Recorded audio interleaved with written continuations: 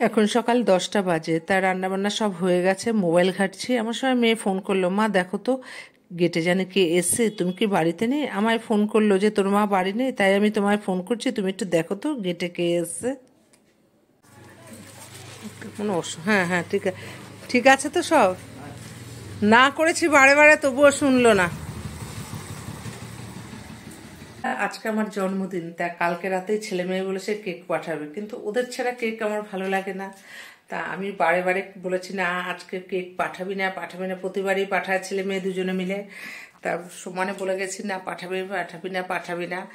তা যাই হোক, কালকে রাতে আর পাঠায়নি, 12টার সময় কাটবো করে। তা এখন আমি ওর বাবা দোকানে যাবে, সব গুছিয়ে টিফিন গুছাচ্ছি, এমন সময় মেয়ে ফোন করলো, মা দেখো তো গেটে কে এসছে।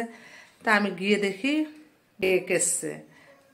তা কি বলবো, আর কিছু বলার নেই। আর তোমাদের দেখিয়ে দিই কেকটা কেমন হয়েছে। এই দেখো, ছেলে মেয়ে পাঠিয়েছে, তোমাদের সামনে ওপেন করছি। যে বলছে মানে তুমি না করেছো তাই ছোট কেক দিলাম। তা এখন এই সকালে কাটবো কোথায়, ওর বাবাও দোকানে চলে গেছে, তা মা মার বাড়িতে ডিউটি থেকে ফিরলে তখন হয়তো ভিডিও কলে কেকটা কাটবো। তা কেমন হলো আমার ছেলে মেয়ের পাঠানো কেকটা কমেন্ট করো, আর কেক কাটার ভিডিওটা পরে আসবে।